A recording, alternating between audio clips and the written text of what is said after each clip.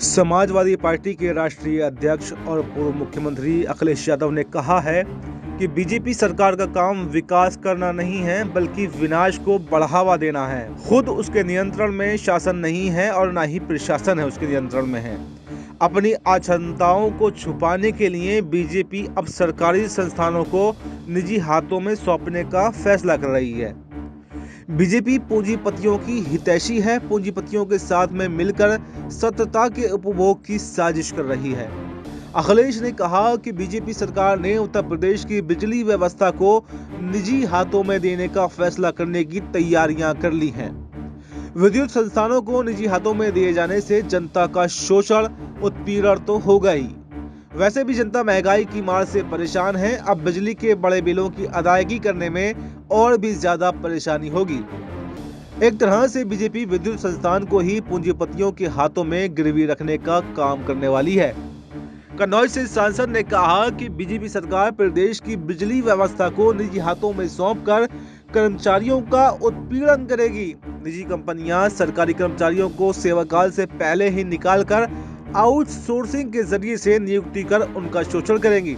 इस तरह से सरकारी कर्मचारियों और संविदा कर्मचारियों को बेरोजगार बनाने का षड्यंत्र रचा जा रहा है। यूपी के पूर्व सीएम ने कहा कि बीजेपी सरकार का दावा है कि यूपी पावर कॉर्पोरेशन घाटा और कर्ज के आधार पर निजी हाथों में देने की तैयारी कर रही है, जबकि भ्रष्टाचार के कारण ही सरकार के सभी संस्थान बर्बाद हो रहे हैं। सरकारी संस्थानों को निजीकरण करने के पीछे बीजेपी की मंशा आरक्षण को समाप्त करना है। आरक्षण समाप्त करने का काम बीजेपी की केंद्र और राज्य सरकार लगातार कर रही है। बीजेपी नहीं चाहती है कि पीडीए का उत्थान हो और उसे हक और सम्मान मिल सके। पीडीए के आरक्षण को पूरी तरह से समाप्त करने से आउटसोर्सिंग के जरिए बेरोजगार युवाओं का शोषण होगा।